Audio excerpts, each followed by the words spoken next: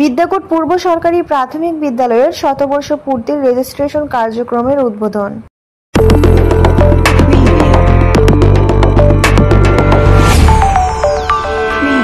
Nurnagar news, সময়ের সাথে সত্যের পথে।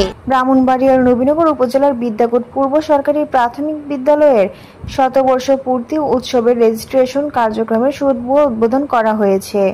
বুধবার সকালে অত্র প্রাথমিক বিদ্যালয়ের মাঠে আলোচনা সভার মধ্য দিয়ে রেজিস্ট্রেশন কার্যক্রম শুভ উদ্বোধন করা হয়। এ সময় শতবর্ষ পূর্তি অনুষ্ঠানের আহ্বায়ক মোহাম্মদ সাজিদুল বারী খানের সভাপতিত্বে ও শতবর্ষ উদযাপন কমিটির সদস্য সচিব অত্র বিদ্যালয়ের প্রধান শিক্ষক ঈশা খানের সঞ্চালনায় প্রধান অতিথির বক্তব্য রাখেন উপজেলা সহকারী কমিশনার ভূমি নির্বাহী ম্যাজিস্ট্রেট খালেদ বিন মনসুর। উদ্বোধনী বক্তব্য রাখেন উপজেলার সাবেক চেয়ারম্যান মোহাম্মদ জিয়াউল হক সরকার।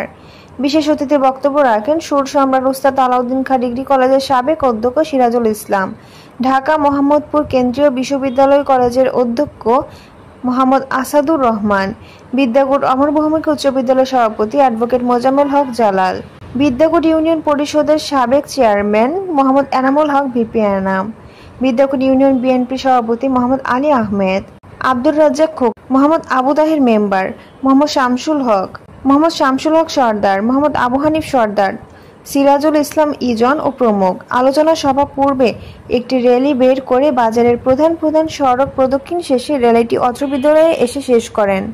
যে সুদূরপ্রসারী চিন্তা ভাবনা তার ফলশ্রুতি এই বিদ্যালয়টি শতবর্ষ অতিক্রম করেছে এবং এরই সাথে এখান থেকে যারা বের হয়ে গেছেন, অনেক মেধাবী মুখ বের হয়েছেন, যারা শুধু নবীনগর না দেশের বিভিন্ন প্রান্তে তাদের কর্মফলের দ্বারা উন্নয়ন ঘটিয়ে যাচ্ছেন এবং উন্নয়নের ছাপ রেখে যাচ্ছেন। এখানে যারা আছেন অনেক প্রাক্তন শিক্ষার্থীরা উপস্থিত আছেন।